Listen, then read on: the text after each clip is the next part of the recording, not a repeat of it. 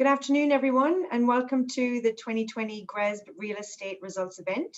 CBRE are delighted to be hosting this year's event, even if it is in this year's standard virtual format. I'll begin by acknowledging the traditional custodians of the land on which we all meet today and pay my respects to their elders past and present. Here in Sydney, that's the Gadigal people of the Eora Nation. We've got a jam-packed schedule over the next 60 to 90 minutes or so.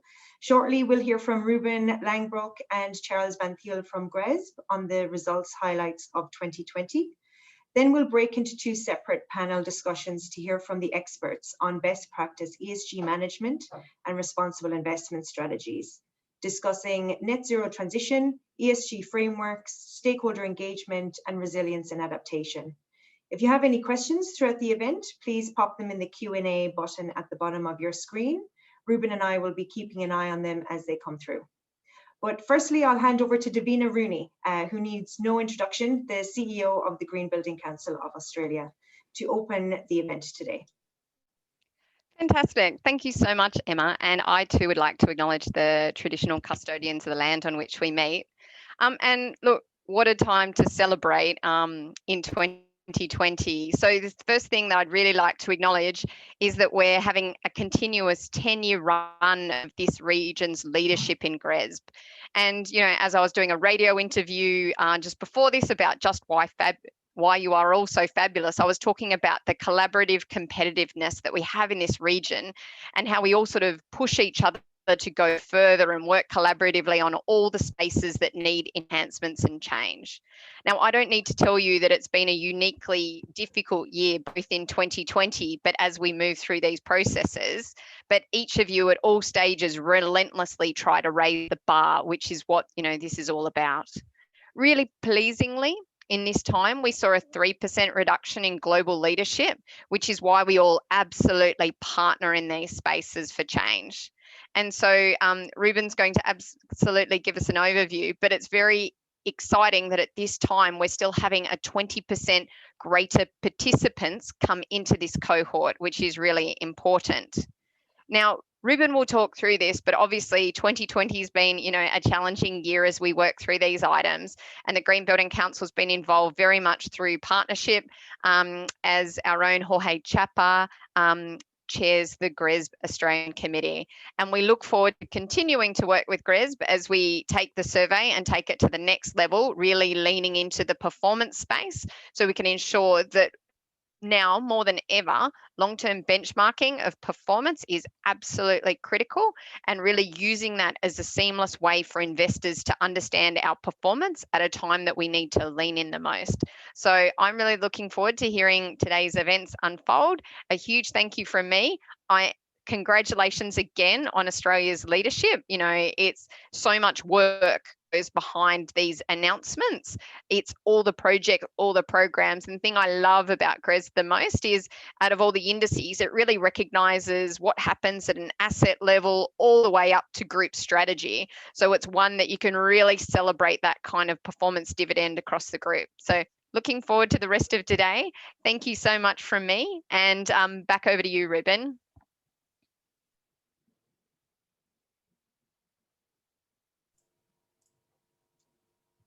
Thank you very much, Davina, for those great, kind words. So obviously we're here to talk about the 2020 GRESB results. But first, I would like to discuss something else. And I would also like to ask my colleague Charles to start the presentation, please.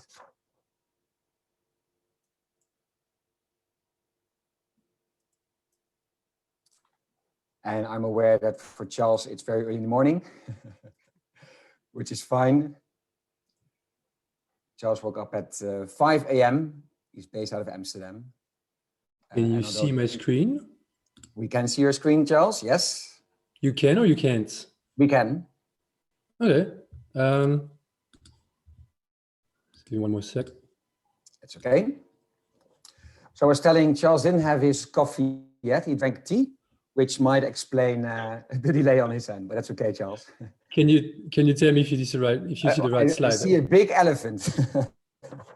And I think it's the right one, isn't it? It is the right elephant. It's the GRESB elephant, actually. Or as we've called it, the elephant in the room. because as Davina alluded to, surely 2020, of course, has been a very unprecedented and extraordinary year for GRESB, for our stakeholders, and of course, also for the world at large. And actually staying close to home, GRESB implemented, as many of you know, some long-planned changes with the aim to increase ESG transparency. And these changes typically will allow us to lay the foundation to better assess, but also drive ESG performance outcomes. However, unfortunately, things did not go as smoothly as intended, which probably is the understatement of 2020. And on behalf of the full GRESB team, we offer our sincere apologies for this. And to quote Sam Harris, have you ever traveled beyond all mere metaphors to the mountain of shame and stayed for 1,000 years? I do not recommend it. So why at GRESB we're slowly descending from this mountain? Let's look at this year's ESG benchmark for the real estate industry. Next slide, please. So despite the challenges from the pandemic, it's very interesting to see that global participation in our benchmark grew by 22% this year. And that means we now cover 1,200 portfolios with more than $4.8 trillion in assets under management. And in Oceania, the year-on-year growth was about 20% with over 90 participants in the benchmark. And in this region, office portfolios represented for about 45% of total AUM, followed by retail, 23%, and 12% for industrial. Next slide, please. If we look at the global map of GRESB coverage, then data on performance indicators was reported at the asset level, mandatory for the first time this year, for more than 96,000 assets across 64 countries. So obviously we had quite a bit of data to digest, which by the way is now used by more than 120 institutional investors globally, representing over $28 trillion in assets under management. Now, without further ado, let's dive into the 2020 GRESB results. Over to Amsterdam, Charles van Tiel. Bonjour, Charles, take it away. Hi, everyone. Good afternoon. Good morning to me. It is 5:30 a.m. here in Amsterdam. Pleasure to be here with you and to start this new the first regional result event of 2020. Europe is following later today, and then the other regions will be happening as from tomorrow, if I'm not mistaken. You see me correctly, right? Everything is working fine, technically speaking. Yes. So indeed, thanks, Ruben, for the nice snapshot of participation this year. I suggest we talk a little bit about the results. And the focus of this presentation today will be, since the vast majority of the participants, especially from Oceania, submitted the management and the performance component of the assessment. For the ones who participate in the assessment this year, you must remember that the assessment was composed of three main components: management, performance, and development. And since the vast majority of the participants submitted management and the performance component, the focus of this presentation will be these two components, which means that we will not address the development component. But it doesn't mean that we will not talk about the development component. We'll be publishing some more analysis on it on our website in the coming days. So if you're interested, really don't hesitate to go and check it out. So when we talk about the results, of course, the first thing that comes to mind is scores. So let's start really with something that everyone's familiar with, the GRESB model. So the GRESB model, simply represents the GRESB scores from two different angles: the management on the y-axis and the performance on the x-axis. Now, keep in mind that although the GRESB model, looks very similar to the previous years, the meaning of the axis has actually changed, because it now represents the average score per component, whereas it used to be displaying the what we used to call IM and MP for the most advanced of you. But it doesn't mean that, the change of meaning of axis doesn't mean that the dynamic in terms of regional differences has changed. As you can see on the slide, the Oceania, region is still leading the way with quite some margin compared to other regions. followed by Asia, Europe, and Americas. And you'll notice that the global average is very, very close to Europe and Americas, given the very significant presence of these regions in our benchmark. You will also notice that we haven't added any 2019 information on this slide, simply because, as we've said it many times now over the last few weeks, let's not make direct comparison between 2020 scores and 2019 scores, because the assessment has been restructured. So we really stick to 2020 for this slide, for the GRESB model. But the fact that we can't really do direct comparison between 2020 and 2019 score doesn't mean that we can't do indirect comparison between these scores, which is what we have done. We have prepared for you today on this next slide. We've actually simply reconciled, starting from the 2019 score on the very left of the waterfall charts here, both from Oceania and Global, all the way to the 2020 scores as of today, and actually understand how each change that we made to the assessment actually contributed in terms of impact. Now, important to note, to mention that the scope of this analysis has to be limited to participants who submitted both last year and this year, obviously because this year's average score, as we've published in our public output, are very much impacted by the first year participants, which is why what you see on this slide doesn't actually reconcile to the public output that includes all the first year participants. So these values may seem a little bit higher than what you've seen before, but that's because it really just looks at recurring participants, at least for 2 years. In terms of scope, we're talking about 900 entities globally and 70 plus in Oceania. And so starting from the very left of the slide of both visuals, last year's score, one of the first things that we've done this year, in the transition from 2019 to 2020, was to remove some indicators. We removed about 8 indicators in total, I believe. Some about DMS, some about intensities, and we also removed the incentive of reporting at the asset level, because asset level became mandatory in 2020 for the first time. And this had, these changes, this removal had a negative impact, a net negative impact on the score, which suggests that on average, participants were scoring pretty well on these indicators that we removed. Now, there is a slide at the end of this slide deck, by the way, Appendix A, that will be shared with you all after this presentation, really detailing all these indicators. So just stick with me for the rough changes, but feel free to get into the detail after this presentation. What we've done then is the reweighting of indicators. That this is the actual restructuring we're talking about. So breaking the assessments into 2 components and applying blanket weightings, respectively 30% for management and 70% for performance, which means that in essence, there's been a shift in terms of scoring weights from mainly from, I would say, easier or more qualitative indicators last year to more performance-based indicators, or specifically performance indicators, what we call these indicators: energy, GHG, water and waste, building certification, etc., which led to an overall net negative impact of 2.7 points for Oceania. We then added some indicators, mainly coming from the health and well-being module in 2019 that weren't scored yet, that had a positive impact on the score of 0.4 for Oceania, a little bit more for Global. And then finally, the final box that you see here in yellow, calculating this change actually allow us to understand what the actual ESG improvement from the markets was.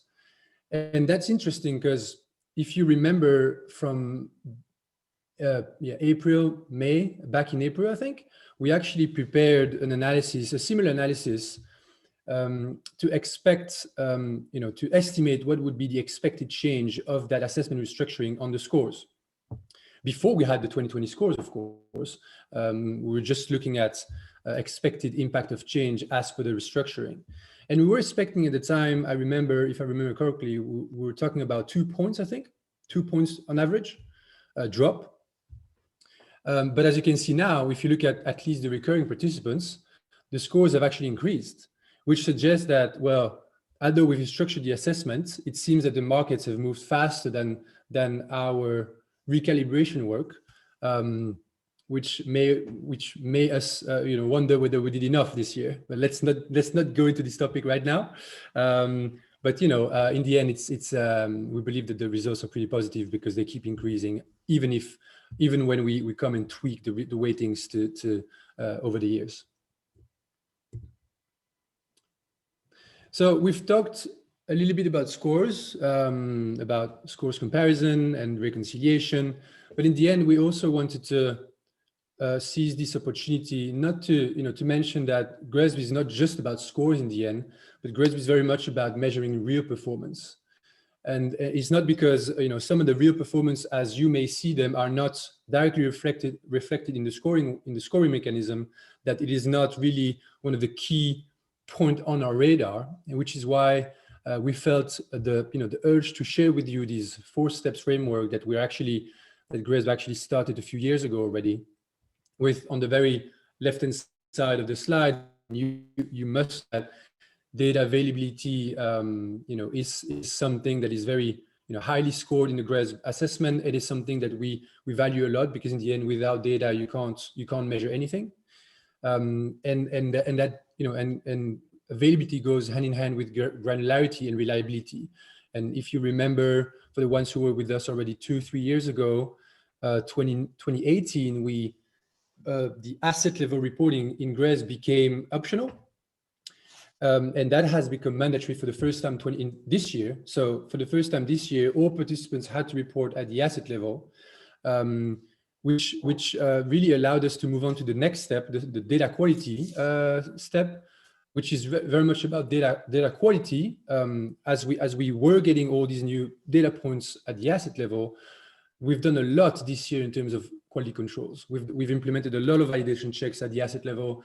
I've seen a huge amount of errors flagged, or not necessarily errors, but at least checks going on at the very, very granular level in our portal to really make sure that the data quality on the output side is as high as possible.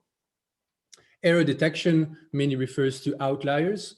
So, in a similar fashion as validation checks, outliers used to be performed at the portfolio level up until last year. And for the first time this year, we've done everything at the asset level, which really means that all these data points have gone through a lot more quality filters than ever before. And to give you a few numbers, this year we actually had more than 56,000 outliers detected in our portal, out of a total of 96,000 assets. As you can imagine, it's a lot. It doesn't mean there are mistakes, but it means there are points that participants need to go back and review to make sure they're flawless. And this is really doing the job of increasing data quality overall. Now, the third step is something that, it's a bit more forward-looking and very much relies on step 1 and 2. So when you get, granular data, granular and quality data, then you can actually start looking into performance insights in a much more thorough way. So something that we're working on at the moment, and this is part of our plan in the coming years, is to start normalizing these metrics, so that eventually the final step, benchmarking 2.0, will be able to integrate those metrics into our scoring models and start tracking these performance metrics against local and global targets, such as SDGs, such as CRAM, such as net zero, etc. So it is not because we're still in the middle of this 4-step process that we can't already extract some insightful information from our data set, of course. And one of the best examples here is intensities. As you can imagine, energy intensities is a very important metric that we talk about every year. And on the top of the slide here, you can see the average intensity values, energy intensity values for Oceania versus global, for the main sectors of Oceania. And as expected, Oceania is leading the way on, has the low intensity values on pretty much all its sectors compared to global. What's even more interesting and even more impressive, at least from GRESB perspective, is that although these intensities, so the absolute performance is already better in Oceania than in the rest of the world, the region still manages to keep up the pace in terms of reducing the intensities, reducing these consumption. At the bottom of the slide, you can see, by how much the energy consumption and GHG emissions have decreased on a like-for-like basis. And although those values are already much lower, Oceania manages to show values that are really similar to the rest of the world. And the rest of the world really include a lot of much less sophisticated markets, way less mature markets that have much more room for improvement. So that's obviously very positive, and we believe that we hope that it's going to continue over the next years. We believe that, over the next years, what's going to be interesting is that we're going to see the impact coming more and more from the GHG intensities and less with the energy, since you need, some sort of an energy floor level to keep operating an asset in a normal way. But in terms of impact, it is exactly the same. Now, a final slide, at least for the results on public disclosure. It is worth reminding everyone that GRESB real estate is not just about the GRESB real estate assessment. There is also the GRESB public disclosure project. It is something very different from the assessment, which is a self-reporting tool. GRESB public disclosure is actually GRESB goes out and collect information from publicly available information. Sources, documents, and we do so for the entire FTSE EPRA Nareit Global Index, so more than 600 entities in 2020. And we allocate a score to each of these entities represented by a level. Level A is the best score. Level E is from A to E. And again, as you can see on this slide, the largest proportion of level A, again, is in Oceania compared to the rest of the world, which suggests that, again, it's not just about performing well, but it's also about disclosing what you do, where, again, Oceania is ahead of the curve. Now, interestingly, if you look at level B and level A and B together, now it seems that Europe is slightly ahead, which may be the results of very advanced disclosure regulation in some big European countries. I'm thinking about UK. I'm thinking about France, Article 173. Europe is very, I would say, recognized to be one of the front leader in terms of ESG disclosure. Doesn't mean that Oceania is far behind when we look at A and B together. So a last comment from my side, since this last slide on results. Overall, both from a score and real performance metrics, it seems that Oceania has done really well this year. So just keep the good job, I guess. Thank you. Over back to you, Ruben.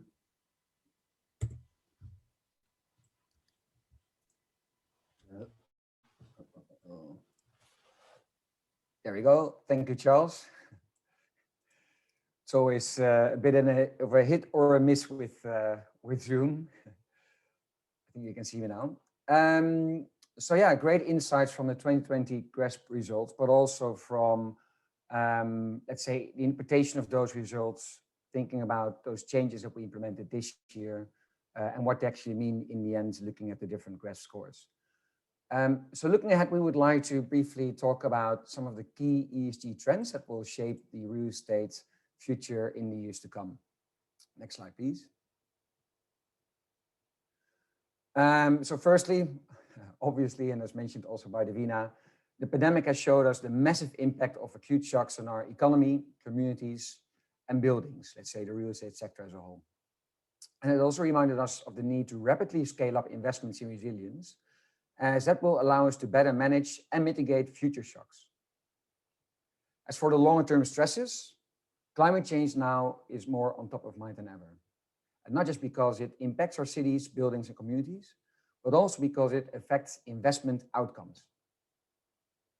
And as a result, institutional real estate investors around the globe, but also here in Australia, are now assessing the ability of their managers to plan for and respond to these shocks and stresses. And this is illustrated by a year-on-year growth of over 70% in participation in the GRESB Resilience Module, which actually is in its last year this year. So stay tuned as we release the full resilience results on our website shortly. Next slide, please. And having learned from the COVID response, we now also know that taking a science-based approach to collaborative problem solving will also help us tackle climate change. And there's absolutely reason to be hopeful, as a transition to a net zero economy and a sustainable financial system has already begun. And it will continue over the coming decades and years. There are various global and regional efforts that are being made, including the Australian Sustainable Finance Roadmap, which was released earlier today, quite a seminal document. And of course, there's crucial work being done by the likes of PCA, Neighbours, BBP, and so on. And with honorable mention, the GBCA, including their carbon positive roadmap and the recent launch of the Green Star for Buildings tool. I'll tell you, it's world-class leadership right here in Australia. Meanwhile, we can also start to see the first contours of leadership of global GRESB participants, with some funds and an increasing number of assets already operating at net zero. And at the same time, we're seeing an increasing number of funds and participants that have committed to become net zero in the near future. Obviously, there still is a long way to go, but it is clear that the transition has already begun. Next slide, please. Now, this transition, as well as the pandemic, have created a very special urgency amongst asset owners to pursue responsible investments, contribute to solutions, and generate positive social and environmental outcomes. And there's a very clear recognition in the marketplace that Sustainable Development Goals, also known as the SDGs, can act as a guide or a blueprint to the global response to these challenges. And this will ensure that no one will be left behind. Now, to support meeting the SDGs, investors need to better understand both the negative and the positive impacts arising from the real estate investments. And this is exactly why we will be creating an SDG contribution report for all entities participating in the GRESB benchmark. Internally, this work is being led by our infrastructure department, so to say, but of course that will be followed by the real estate department as well. And the really valuable thing is that these reports can be used for communication to investors and other stakeholders following a sector-specific, recognized, and globally standardized approach. And we strongly believe that this will bring us one step closer to achieving the SDGs. Next slide. So what's next? Next slide. As an extraordinary year comes to a close, it doesn't mean it's the end of our journey. As mentioned, there's a long way to go, and there's actually quite a lot of work ahead of us to ensure that we can facilitate a just transition to sustainable real assets. And in this context, I would like to highlight one of the conclusions from the Australian Sustainable Finance Roadmap, which states that at the heart of the transition is the need for collaboration by all industry stakeholders. And I fully agree that our combined efforts are required to advance towards the collective goal of improved ESG performance. The recently announced new governance structure and ownership structure of GRESB will definitely help us achieve this goal. It will facilitate an even deeper industry involvement and at the same time ensuring future independence of the GRESB standards. And hopefully we can let that elephant out of the room, the GRESB elephant, so it can return to its natural habitat. So thank you all for your continued support and for your extraordinary leadership through this exciting period of change and transition. Next slide. So we've done this before a number of times for the infrastructure leadership recognition. And also there, typically we would have an on-stage handover of leadership awards. Unfortunately, we're doing it via Zoom, so I'll have to be addressed. There we go. Well, I'll ask, good. I'll ask Charles to unveil the 2020 sector leaders globally and regionally for Oceania. Drum roll. There we go. Well, you can see the logos here. And again, we would like to appreciate not just them, but the full industry for their ongoing leadership, really striving to get to an improvement overall of ESG performance in the real estate sector. So on behalf of the full GRESB team, and I would say on behalf of the full industry, congratulations. Back to you, Emma. Great, thanks so much, Ruben. Loving the enthusiasm, and absolutely, it's a difficult one to reward when it is virtual, but I think you've done a very good job. So now we'll go to our first panel on ESG management practices, where I will be joined by Alicia Maynard, General Manager, Sustainability and Technical Services at ISPT, Frankie Muscovich, National Policy Manager, Sustainability and Regulatory Affairs at Property Council of Australia, and Dr. Raymond Yao, joining us from Hong Kong, General Manager, Technical Services and Sustainable Development at Swire Properties. So welcome to all of you. Thanks, Emma. So according to the Green Building Council of Australia, health and well-being, resource efficiency and climate action are the top issues to address as it relates to ESG and sustainability in the built environment. I know for my team at CBRE, resource efficiency, whether that's energy, water or waste, has always been front of mind for our clients. But we've certainly seen health and well-being being prioritised by our tenant customers in the last number of years, and are being asked to deliver solutions to meet this demand in buildings that we manage. We're also seeing a growing importance placed on climate action and the such as resilience, biodiversity and nature losses. So we've got a lot to talk about. Australia is considered a global leader in sustainability within the built environment, with Australian property companies, like we've just seen, being ranked for one in GRESB 10 years, I think it is now, in a row. We've seen a number of institutional landlords in Australia commit to net zero targets by 2020, 2025, 2030. But maybe to kick off with you, Alicia, you at IPT had a very exciting announcement this week, announcing your 100% carbon neutrality. But what would you say are the key trends driving that and your ambition to net zero? And how has that played out in your own experience with a net zero strategy for carbon emissions? Thanks, Emma. So as we've heard already today, United Nations as well has stated that climate change is the defining issue of our time. The devastating bushfires and flooding at the beginning of this year serving as a reminder that we must take direct and urgent action on climate change. We weren't banking on a global pandemic, but as the pandemic unfolded, ISPT were in the midst of our ESG strategy refresh. And we heard from our key stakeholders, our customers and investors through that materiality process, that climate change was the #1 issue they expected us to act on. So whilst our plans for net zero in 2020 were well and trained by that point, it's certainly to take direct and immediate action on climate change. And as you said, Emma, as of the 4th of November, we were certified carbon neutral across our managed and operated properties and corporate footprint. We saw it as a way to manage our fiduciary risk exposure and that of our investors as well as really show that demonstration and commitment to responsible investment in creating better, more sustainable futures for Australians overall. And this has not changed with COVID. I think that climate change should be a material risk on every board agenda around the country. And we've also heard from our customers partnership and to accelerate their own plans. I think that the map of SDGs that was shown earlier on today very much we could see that the goal 17, which is partnership for the goals, really play out as one of the key strategic drivers over 2021, as we collectively can work together to create the scale of change that is needed as we all take our response to acting on climate change. Amazing.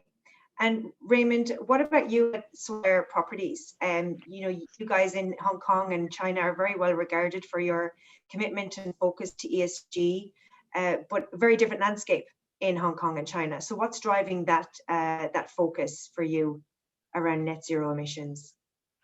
First of all, thank you for having me in your regional session meeting today. I'm actually representing Swipe Property based in Hong Kong, but we have a lot of our investment portfolios in Chinese mainland and also across in the States and other Southeastern Asian countries like Singapore and so on. And I think less than a week ago, this month, the Hong Kong government has issued a public consultation report asking people in general in the community what's the plan and how we envisage or aspire Hong Kong's long-term decarbonization targets. I'm glad to say that the report actually makes a suggestion that Hong Kong should be advancing to net zero by the year 2050. So that's perfectly in line or echo the Chinese mainland vision also come out not a long while ago at the United Nations that will be transforming to carbon neutrality by the year 2060. So that is extremely encouraging for Hong Kong to jump into these very important goals of carbon neutralities. But however, we well understood that the limited renewable opportunity in Hong Kong actually pays us a very difficult task ahead. Because at the moment, say for instance, we only have roughly about 5% of renewable potential in Hong Kong in itself. By and large are making connection to Chinese mainland, for example, the nuclear power source and so on. So we're exploring lots of other opportunities, see whether we can gearing this up. So having this background, with Swipe Properties with majority of portfolio based in Hong Kong, we find it extremely challenging to go for the net zero emission or targets a few years ago, or at least about a decade ago. But by and large, exactly a year ago in November last year, our SBT targets were formally approved by the SBTi initiative, making us being the first real estate developers based in Hong Kong and Chinese mainland and having our long-term decarbonization target approved. And this is based on the, in accordance with the Paris Agreement. So we now have a scope 1 and 2 as well as scope 3 carbon reduction target ahead. We are working really closely with our downstream sort of tenants, working extensively how we can actually reduce the scope 2 and in itself reflecting on our scope 3 carbon emission target. So by the end of this year, basically a month later, we will have to report about our progress or our target or whether we achieve our 2020 target, which set out at least about 10 years ago. But I'm glad to say that we outperformed the target we set out about 5 to 6 or 7 years ago in terms of the carbon and also energy reduction. And now with the new science-based target set out last year, we were able to set out new targets by 2025 and 2030. That is indeed a very tall order as far as we are concerned. So, but we believe we need to work with the trend, global trend, addressing the net zero. But the first initial step is to align our target in line with the science-based in accordance with the Paris Agreement. Fantastic. And having already outperformed is a really, really good outcome. But I agree, focusing on scope 3 emissions and that tenant engagement piece is absolutely where we want to see some more progress for sure. Frankie, what about you at PCA? You get access to all of our key landlords. Where are you seeing the key trends, if they differ from what we've just heard from Anisha and Raymond? Thanks, Emma. And yeah, I'm lucky enough to work with people like Alicia and her peers day in and day out. And, you know, what we see is very similar. I think I would note that, you know, Australia's gone from one shock to another this year out of the bushfires and the, I think, incredible impact that had on people's awareness and kind of raising the importance of climate action in the domestic conversation to a global pandemic that's, I think, only reinforced the focus that the Australian market has had on, you know, providing places that are comfortable, healthy for people. We're spending more time than ever indoors this year. It's death by Zoom in 2020. So the quality of a workplace is more important than it's ever been.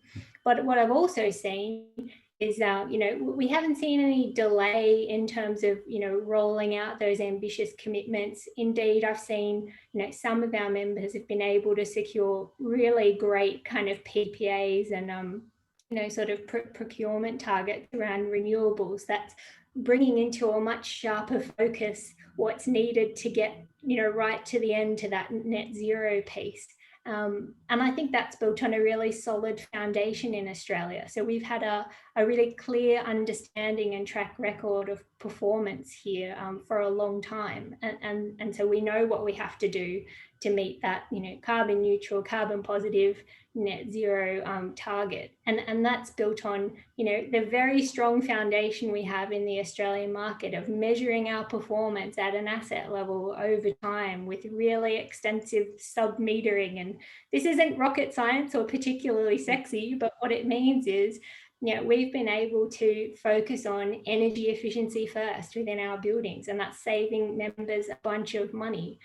So, we haven't seen sustainability teams stripped out through the pandemic. They're the teams that save their businesses millions of dollars year in, year out. We've also seen then that focus on renewables on-site and off-site. Now what's being brought into, I think, very sharp focus, and it's a live conversation amongst us all, is how we do that last bit of phasing out fossil fuel use in our buildings. So the question of natural gas comes up.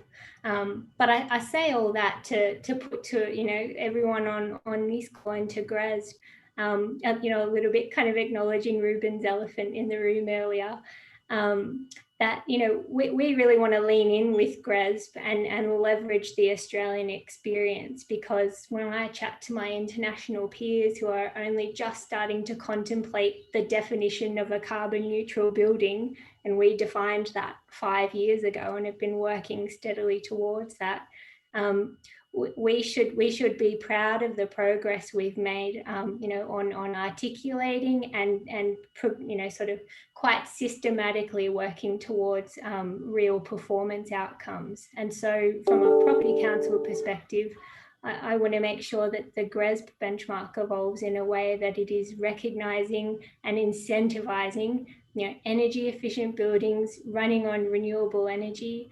And from a circular economy and social impact perspective, creating places that are good for people and respect people's human rights, and keep, the value of our materials, in the supply chain, rather than incentivizing perverse outcomes like waste to energy, where we're discarding the value of those materials. So there's a lot to be proud of in the Australian market. I think we need to be loud and proud about the progress we've made.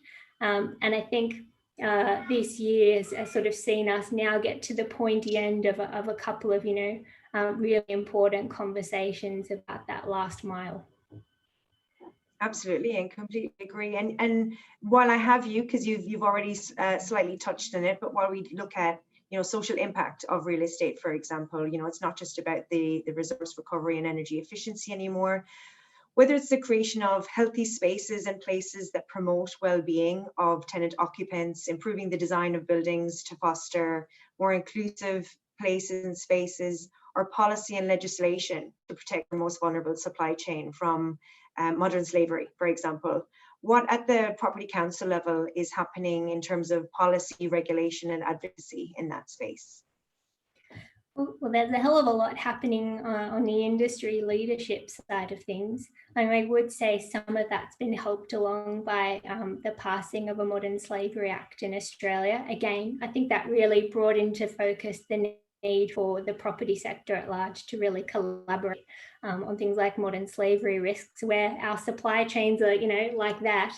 And we're all talking to the same suppliers, and it makes sense for us to be having the conversation together. So our modern slavery platform, I think, is a world-leading example, of collaboration at a sector level. The other one in the social space that I'd like to call up, and given Alicia's on the panel as well, is the cleaning accountability framework, which is taking a look at, one very specific part of property operations. But in terms of vulnerable workers, we know cleaning, security, construction subcontractors are right up there in terms of risk. And again, we have a really, a leading initiative in what CAF is trying to do, going all the way from corporate procurement policy right down to the level of the worker on building sites. So that's a really exciting space. And lastly, I think it's really good to see GBCA's new Green Star tool really highlight people and have a much stronger focus on social impact. And in the property council space, we've been beavering away, I'd say, for about 2 years now almost, on a social impact framework for the property sector. And that calls up 3 key pillars. It's resilient, responsible, and what am I forgetting? Healthy places. So we are now pushing some of the metrics that we'd like, the industry to start reporting on. Because I think what we've always sought to do, and we've got that track record through energy and carbon, is to cut through the fluff in terms of what we talk about and demonstrate actual performance in this space. So that's what we're targeting in the social space with that framework. Amazing. And Alicia, obviously you're involved in a lot of those initiatives as well, but more specifically for you at ISPT and in that social impact as it relates to your tenant customers and broader communities. Where are you prioritizing your energy there? So I think that health and wellness is certainly something we see as a key building block for a post-COVID recovery. We've been in dialogue with our customers throughout COVID to understand their changing needs. And I think we've seen how critically important it is for people to feel healthy and to feel safe within our buildings. And they want transparency. They want to know that the building owner is taking the measures that they need to be able to safely get to their office. And we're providing disclosure around those measures that we've taken, including building performance. Through that time where we've engaged with our customers, people have been particularly concerned about costs and disclosure around the operating costs and the ways that we have managed our buildings during this time to reduce energy costs, water, utilities, etc. is definitely very important. But as Frankie touched on, our cleaning workforce has essentially been the backbone of our COVID management. And we must really pay homage to the efforts that all of our cleaners have made, not just across commercial office buildings, but particularly across retail, where there has been significant numbers of COVID outbreaks. And the cleaners are really at the front line. They have been known to be a vulnerable workforce historically. And as you said, Frankie, mechanisms like CAF and providing that transparency of the ways that we look after our cleaners in terms of their working conditions and their payment arrangements is fundamentally critical going forward. And not just across the cleaning industry, but across all supply categories where vulnerable workers have been identified. Absolutely. And Raymond, and maybe to follow on from that, then for you at Swire Properties, in terms of vulnerable workforce during COVID, involved in the providing services and products at your properties, and the social impact associated with that, what is Swire Properties doing in this space? Well, we took this very serious during the COVID outbreak, in particular initially in Chinese mainland. Each individual portfolio located in different geography needs to coordinate very strongly with our tenants as well as the provincial government, because soon after the outbreak started, then we maintain a close dialogue with the provincial government, expecting what they would instruct, basically what the real estate developer need to do in certain aspect. And we communicate closely with our tenants, and we maintain very little closure in our retail outlet during most of the time, because we maintain a really good sort of mechanism, sharing information about what is happening, and updates of our cleaning and healthy program occurred in the retail malls, and also communicate with them what the local governments is planning to do and so on. So even during the pandemics, while people are expected not to go out, we occasionally have some visitors, but they feel safe inside our premises. Having said that, Swipe Up launched a whole series of programs and measures to ensure the wellness of our staff and tenants during the COVID. And also technically, we also took the opportunity not only upgrading the cleaning schedules, communicating with tenants, and also effectively soon after there is some sort of infected person occur in certain office. So we actually kick out a whole kinds of procedures to follow up through and inform the rest of the office workers and so on. So we maintain a very close liaison with people, but also we upgrade the hardware. For example, we test out, we install ultraviolet lamps in our AHU units. So basically now we have done the test and also find it proven to be quite effective. And then we started to introduce this ultraviolet light in the AHU unit, try to disinfect bacteria and molds, and trying to even make the air much more cleaner. And also that's now become a standard item in our hardware specification in all our portfolios in Hong Kong. And we are gradually making it available to other portfolios elsewhere too. So I think it's the COVID actually make us more alertive in all these sort of main issues that affect the daily operation of our business. But I like also to share about we didn't actually stop the SD during the COVID, but we also took the opportunity and raising some funds from the marketplace in terms of green finance to support some of the SD work that we think which is meaning so much important to our heart. So just within this year, 2020, we managed to raise 4 more green bonds, totally about 1.9 billion Hong Kong dollars. So used to support our retrofitting of our major portfolios, as well as on the new development projects, which carry a strong aspiration of achieving good WELL certification labels and also green labeling certification. So I think at the back of the company's SD movement, and with the commitment we have placed on ourselves and disclosed to the public over the years, then we managed quite successfully in the financial market to raise green bond and also latch on some opportunity with bankers on reduces few basis points on some what we call the sustainability linked loan arrangement. So that is very encouraging because the market is looking for this sort of opportunity to invest the money on, and they find opportunity to invest on some of the developers which put so much emphasis in this area. And we find quite pleased even during the COVID period. Fantastic. Yes, that absolutely sounds really encouraging for sure. Thanks, Raymond. On to, I guess, and we've already touched on it slightly, but where we look at climate risk, resilience here in Australia, we obviously had a renewed focus at the beginning of the year during the devastating bushfires. And some would assume, and I would say wrongly so, that the attention then has shifted from climate resilience to business resilience in light of the global pandemic. Alicia, how would you say with your broader stakeholder group, is this the case, or have you seen that climate risk, resilience and adaptation still remains a priority for your stakeholders and investors? If I can answer to say yes for both. So definitely climate risk, but definitely business resilience. And I think this is really where the value of ESG comes into the fray.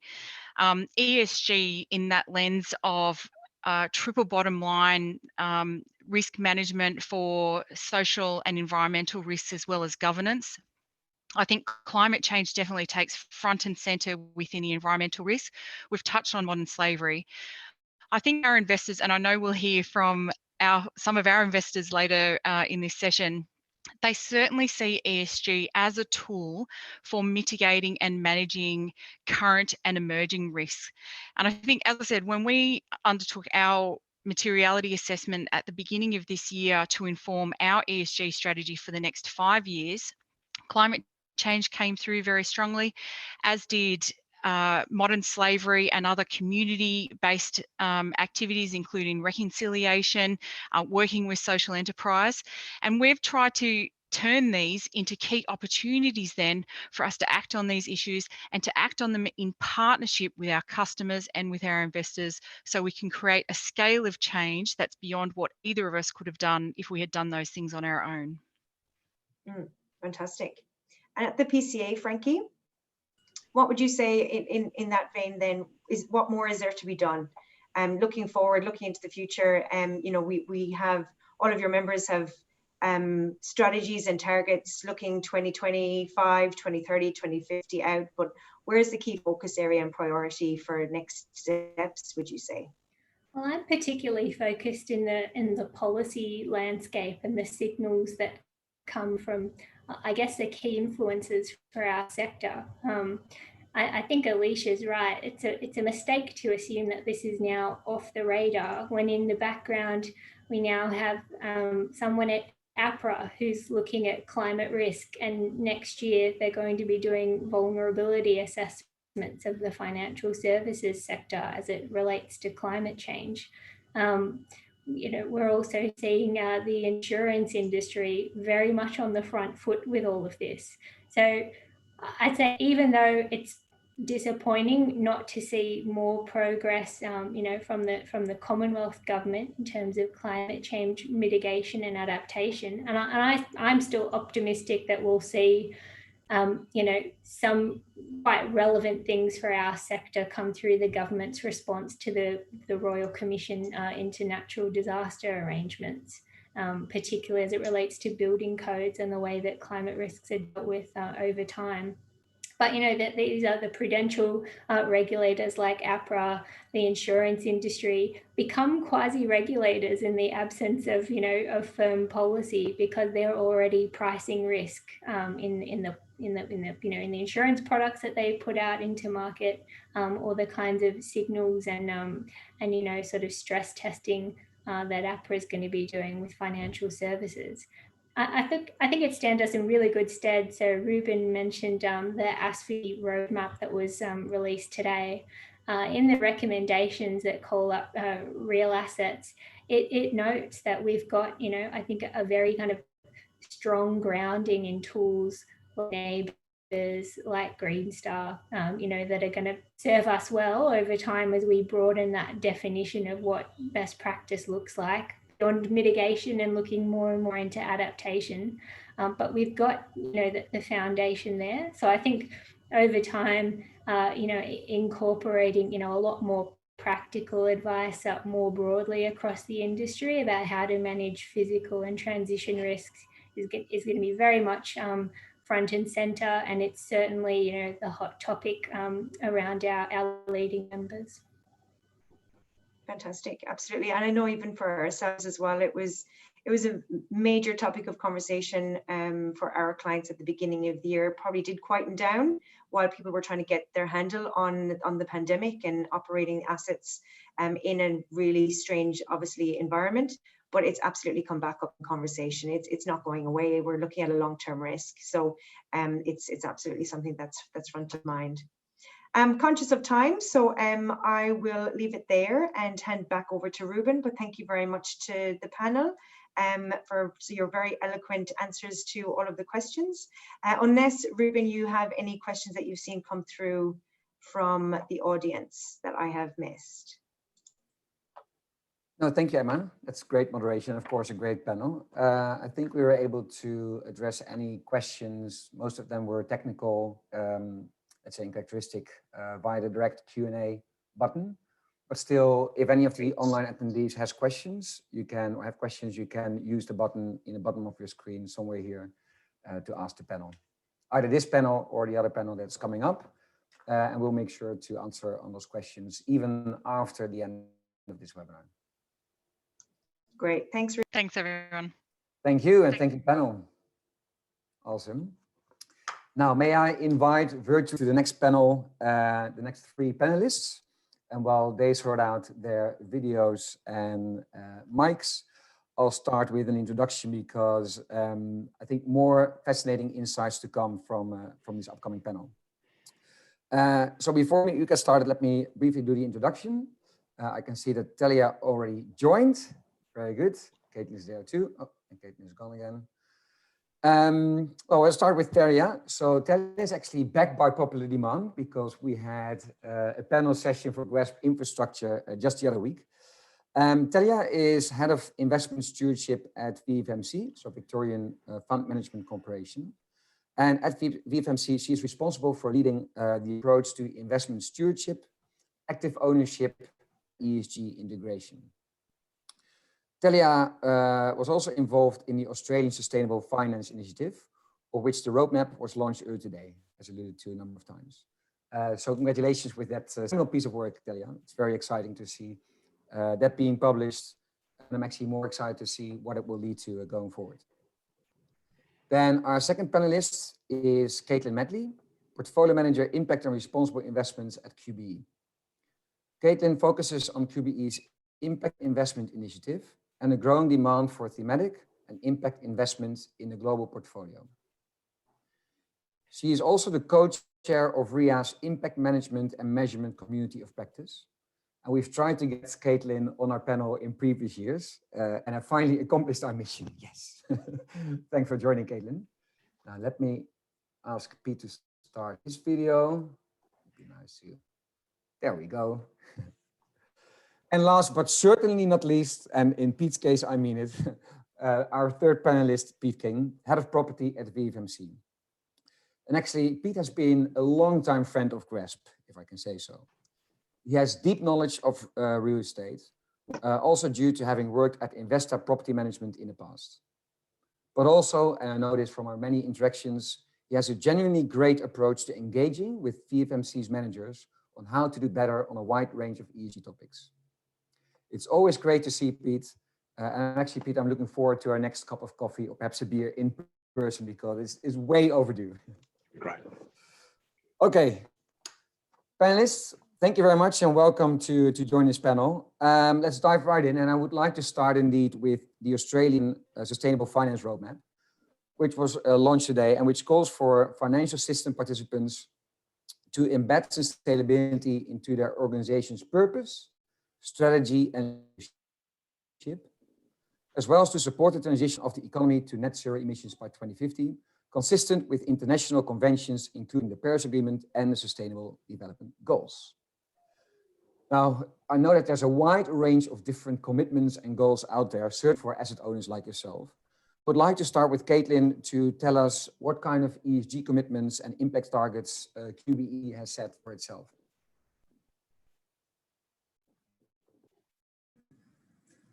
Thanks, Ruben. Yeah, it's a pleasure to be here, and was certainly interested in the comments from the earlier panel. Actually, it's a really interesting and engaging. I would, I guess, in terms of the sort of the Australian Sustainable Finance Roadmap. So QBE has been a proud supporter of ASFI, and we've had 3 of our people on roadmap working groups, and so we're really pleased to see the launch of that, but also, as you say, to see what now comes from that. So QBE, I guess, so some of QBE's commitments in recent years in the impact and responsible investment space reflect for QBE the importance of managing climate-related risk and seeking those opportunities, and also our focus on impact investment. And I think that they also show the pace of change in the sector.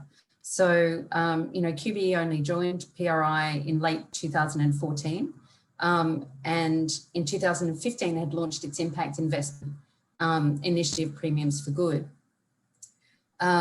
whereby a portion of insurance customer premiums is actually invested is invested for impact within our investment sort of threshold. So as premium grows, it's the demand for social investment grows, and there's a positive engagement to our customers. We've from a climate perspective, we became a supporter of TCFD and released our Climate Change Action Plan in 2018. And that then guides our activities in both underwriting and also investments. And we'll be reporting on that in February next year with our sort of 2020 annual report. So it was interesting because effectively there's been quite a lot of development over this period of time.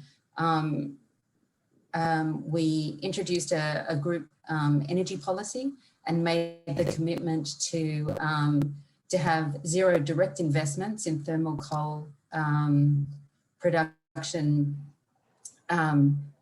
in the investment portfolio, and also under 0.5% in thermal coal overall. And that was in 2019, and we've maintained that. And for the QBE business at the same time with the launch of the QBE group energy policy, it was effectively a sort of a commitment to sort of phasing out of thermal coal customers, working with those customers in transition, but effectively looking at that by sort of 2030.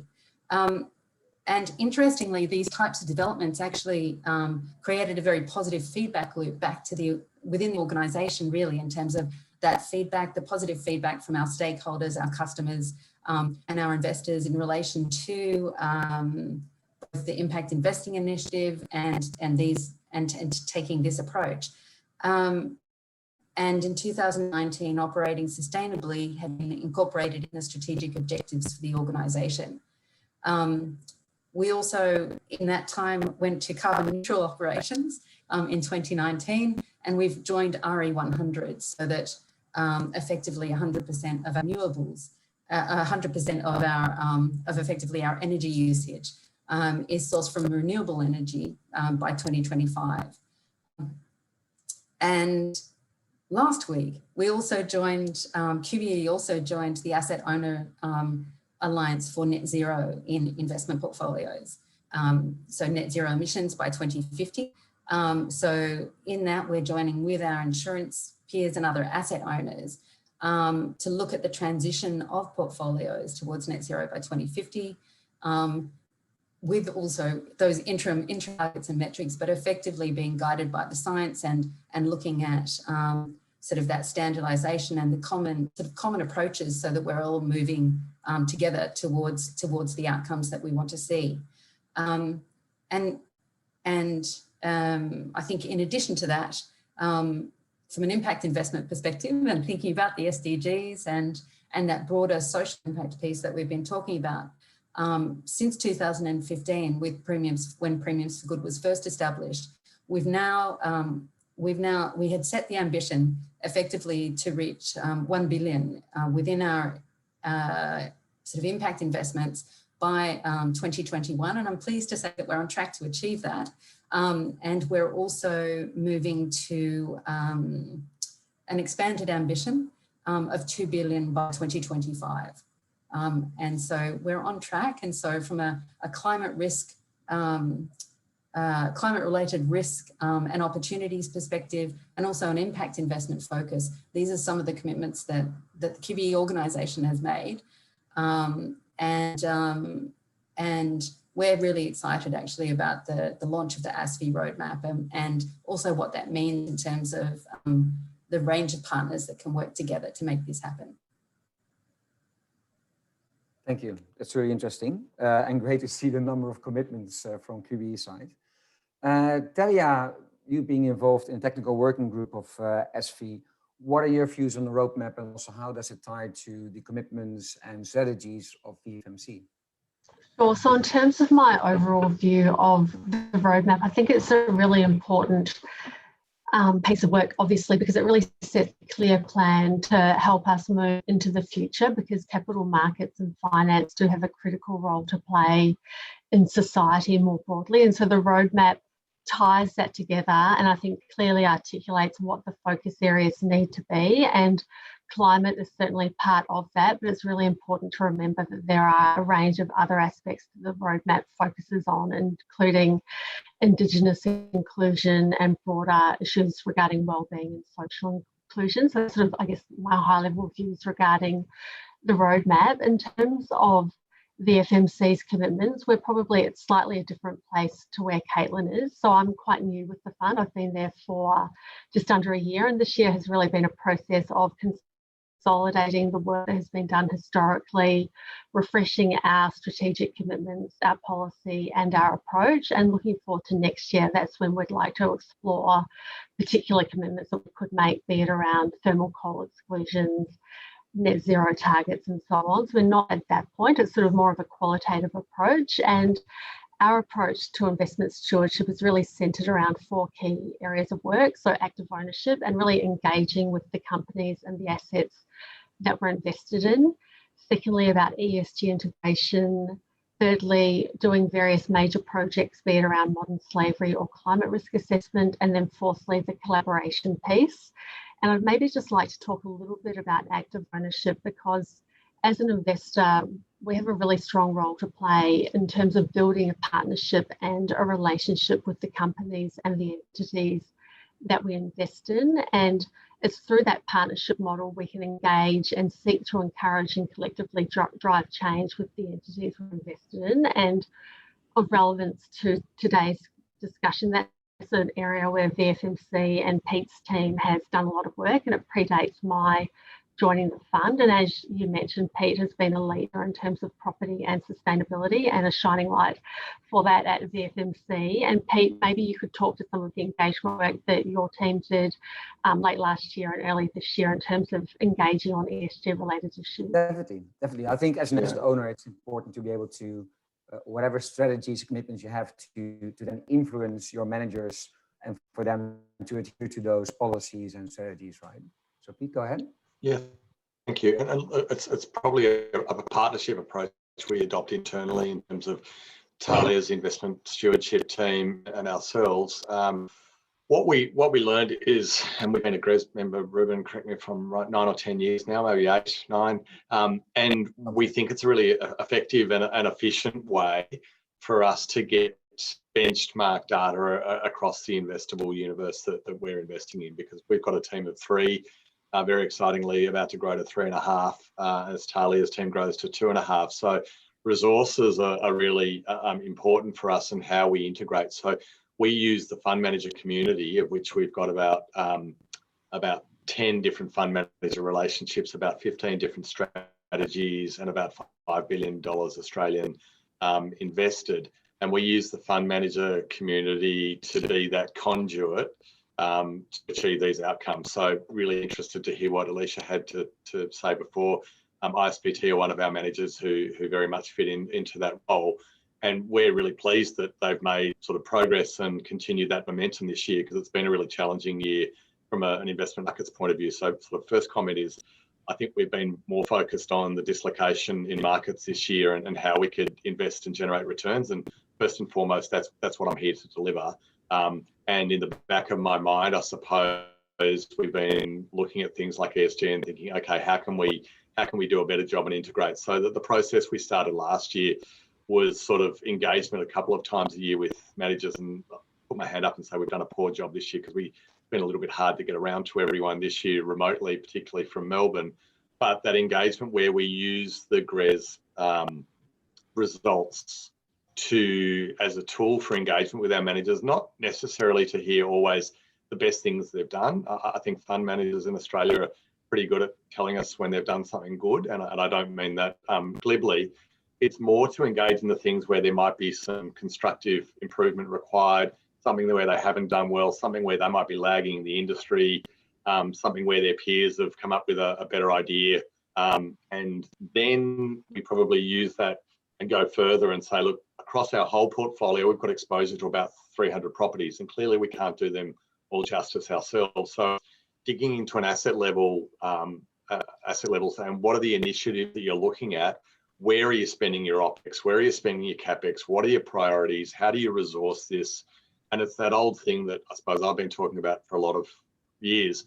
You know, operational efficiency is a proxy for good management, and good ESG implementation is also a proxy for good management. So we're using all of that, but ultimately GRESB is probably a conversation starter for us. and it allows us to engage specifically and differently with our managers to the conversations we normally have, which are very much cap rates, rents, investment markets, performance, the things that perhaps don't always have an ESG element to them. And Pete, in your experience, are you always able, when you see that something is not at par or in line with the expectations, to then indeed positively change behavior or outcomes or performance of those managers? Or, yeah, sometimes. There's some really, really capable fund managers in the Australian landscape, and we know Oceania's been a leader. So it's not second guessing the market and saying you're no good at doing certain things. It's more saying some of them, to be perfectly frank, will say, here's what we do, isn't it great? That's fantastic. We're going to give you the standard approach. And you know, when you're in big commingled funds that might have 20, 30, 40, 50 investors, you know, that's not inappropriate.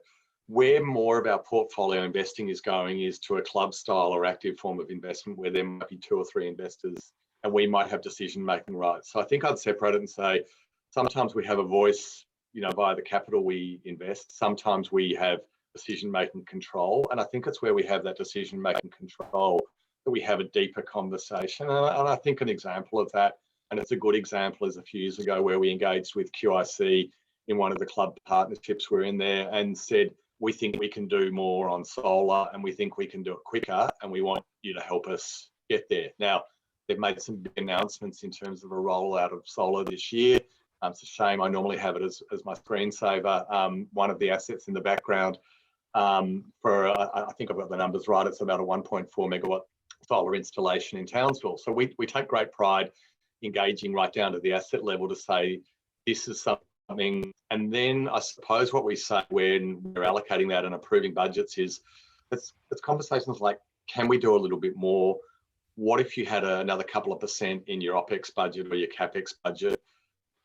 Sitting down at the asset manager level and the fund manager level and say, what's the one idea that you've had that probably hasn't got traction, or someone up above you has said no, or the one thing that you think will make a difference? And we do, you know, where we've got material money invested, we do get down to those conversations where we drill into that detail so that we can get some projects up and running that might have got, you know, they might get caught up in a process, or they may not happen quickly enough. So we can't win them all, but we just try to push and prod and cajole and encourage to sort of get there, because we think that's what we can do, and we can use the GRESB results to kind of achieve some of that.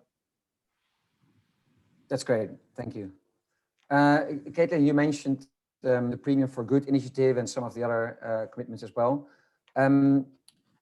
If you commit to, let's say, contributing to SDGs or the Net Zero Asset Owner Alliance, etc., how easy is it to get to those metrics, the exact metrics, to provide you with a very clear picture of, you know, what your impact investments, or as PRI says, investing with impacts and outcomes. How easy is it to get to those metrics? And secondly, what do they tell you? And thirdly, you know, what's the comparability within your very broad investment portfolio? Yeah, thanks, Ruben. Yeah, I think it's a very good, it's a good point, because because I guess looking at and I think the short answer is probably it's complex, and that we look for, and I think that there is certainly you know, we have within Premiums for Good, we have an internal impact management framework, and we have aligned that to the SDGs. But at this stage, that's sort of a high level alignment to the SDGs. And in more the property and, you know, but in addition to that, in the property and more sort of ESG space, we also access, you know, we also use GRESB. We use other third-party sort of data sources to be able to sort of support those internal frameworks. It's fair to say that that we are seeing, I think, certainly much more movement. You know, the users of GRESB and the partners of GRESB we'll see that sort of in the environmental space, there's been sort of a lot more progress in terms of data and data standardization and how that makes supports decision-making or comparability. It's fair to say that there's more movement and maturity that is needed in the social space. But certainly we're starting to see that, you know, if we think about the progress that has actually been made in the last 2 years, 3 years, around various, you know, sustainable finance roadmaps, the technology, the taxonomies, but also the partnerships that are happening, so that you're seeing different standards, such as whether it's the impact management project from an impact perspective, and the SDGs sort of coming together in the SDG impact standards from UNDP.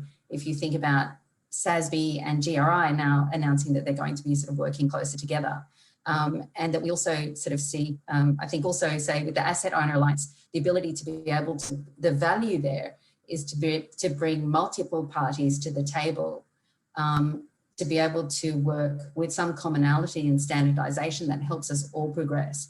Now, it doesn't necessarily mean that the methodology is going to be prescriptive, but it does actually enable us to all be having similar conversations about both the environmental, the social outcomes that we're seeking, and the broader impact over the longer term. So it's fair to say that we're probably not, you know, we're not there yet, but convergence that we're sort of seeing with different standards, I think, puts us all in a good position sort of in 2 or 3 years' time. Thank you. Thank you. That's a great insight. And we recognize it as well. There's a huge convergence going on, although at the same time, there's many new initiatives popping up almost on a daily basis, it seems. But yeah, I think collaboration, as mentioned before, is definitely of interest to converge and to get standardization of those metrics. Talia, well, actually, during our last infrastructure panel, we talked about human capital. We just heard from the previous panel how important it is to be able to look through supply chains, you know, modern slavery, but also due to pandemic, you know, mental health, well-being, etc. We didn't really discuss one of your previous roles, which was at Shell. So I would like to understand better how some of the learnings from probably a company that perhaps is a bit disputable in terms of its impact, but certainly it has health and safety on site, you know, as a very high value. What some of those learnings are currently in your role as head of stewardship at VFMC? Sure, that's a really good question, Ruben, and it's one that I haven't been asked for a very long time. So I worked, just so everyone's on the audience's background, I worked at Shell very early on in my career, and I've always had a really strong interest in the environment and environmental protection. So for some people, working at a major oil company was probably a little bit incongruent in that regard, but I've always seen companies as being a fundamental part of the solution, and Shell in its history has definitely had some issues to do with the environment, but also a range of social issues, particularly in the Niger Delta, you know, around 25, 30 years ago. And I think the really key thing when we're looking at companies is when things go wrong, and they do go wrong, it's then a question of how do they respond. And we've seen that very recently with Rio Tinto, where we've had the destruction of the sacred caves in WA, and Rio Tinto was very slow to respond. And as an investor, that was very concerning to see. If we then come back to Shell, as a consequence of those really significant issues that it had in its business, it was then really focused on becoming a good corporate citizen. And at the end of the day, yes, it is a fossil fuel company and it does have climate change impacts, but Shell is an incredibly well-run and well-managed company, and that goes through from its safety performance right through to its social performance on the ground. And so working at Shell, I got a really good insight into how a large company transforms itself because of bad experiences it's had, to then ensure that it holds itself to the high standards possible. And that's not to say that it's going to make everyone happy, but I think what you see with Shell now is that it's a company that's seeking to transform. We are moving to a low carbon economy, and Shell was an oil company and it's transforming into an energy company, and I believe it's able to do that because of the really strong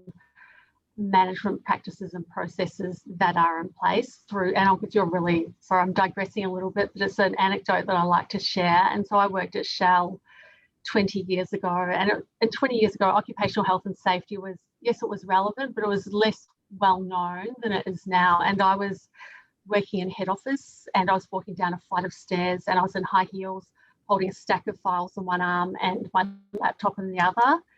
And one of the really senior members of the management team physically stopped me on the staircase. He took the folders out of my arm and he said, "You need to maintain 3 points of contact at all times." And it's that hearts and minds approach to safety, to social performance and environmental performance, which are a really good indicator of quality. And from time to time, this year's been a bad year because we can't get out on site, but I really like to get out on site and kick the tires on the assets we're invested in. And I'm still amazed that in 2019, not so much 2020, I've been out on site and at quite high risk operations where the safety practice, as an example, have been really, really poor. And we're talking about ASX 50 companies. So that's probably just a little bit of an anecdote regarding my experiences at Shell. Great, great. Well, I guess as an anecdote, that's a very good example of how, let's say, you can have different perspectives and views on perhaps what was the standard or acceptable from an asset owner's perspective, what you said 15 years ago, to where we've come now. Of course, what's also of interest, because in the end, yes, it is important to generate those positive outcomes and to invest with outcome. But as Pete mentioned earlier, of course, it's also about being able to generate your returns or hurdle returns in order to pay out your beneficiaries. Pete, can you provide a bit more insight into how VFMC approaches, let's say, the doing well by doing good question? Yeah, I suppose when you look at in terms of portfolio returns and the like, or yeah, when you look at our portfolio, I suppose that approach to sustainability and as a proxy for good management, we then look at that and say, okay, are there any correlations between, say, GRESB results and the performance of our portfolio? So I suppose that's one thing that we've started to look at in the last few years. We measure our performance returns on we do a dollar weighted analysis of the GRESB results, and looked at that from a dollar weight point of view to see how our portfolio goes. So I suppose we're looking at it on a blended basis and saying, how do we as a portfolio constructor create a portfolio that has the characteristics that more successful fund managers can relate to. Then the thing we've done in the last couple of years, so if you look at the slide, hopefully everyone can see that slide on the screen. It shows the VFMC GRESB score about 10 points higher than the global score. And then those dots, unfortunately, to protect the innocent, I can't name all of the funds and all of the fund managers in those. We do have another version of that. But what we've done there is plotted our 3-year net returns for our portfolio funds against GRESB results, and sort of on a quadrant model looked at high GRESB, high returns. So if you look at the right hand top side of that, you'll see quite a number of funds in that space. You'll see a couple down below in the low GRESB, high return section. I don't think this year or this 3-year rolling, we've got a low GRESB, low return. Great.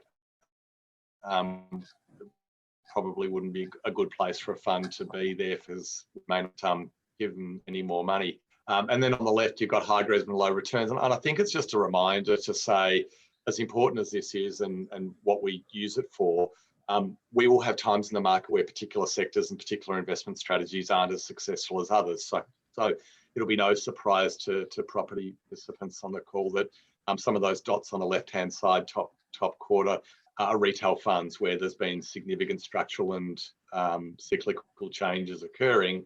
And on the right-hand side, we've probably got more funds in the logistics and in office space. So I think it's really just highlighting the fact that we look at this from a variety of angles and then engage. We don't hard code it and say, we're only going look at funds in the top right hand quadrant, but we're trying to use this data and we're trying to be a bit more clever each year how we use that and use the relationship with GRESB to engage in a different way. And this is but one example of it.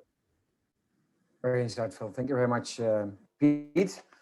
Being very mindful of time, I think, well, speaking about high returns, this was a very extremely high return panel. It's time for us to wrap up. So thank you very much, panelists. Those were some really great insights. And now back to Emma. Thank you.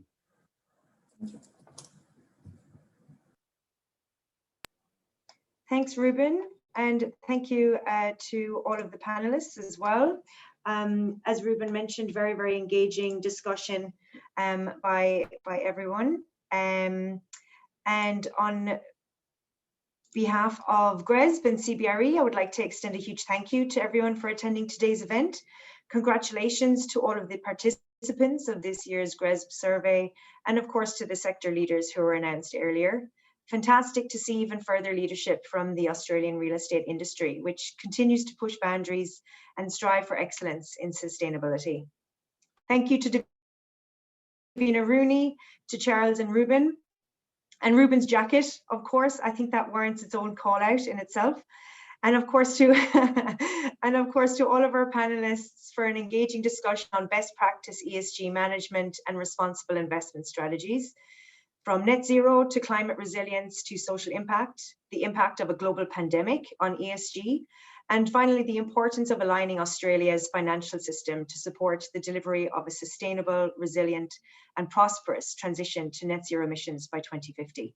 We hope you enjoyed the event today. If you have any questions on anything that was spoken about, either by Greg or any of the panelists, please feel free to get in touch with either Ruben, myself, or anyone else at GRESB. Thank you and enjoy the rest of your afternoon. Stay safe.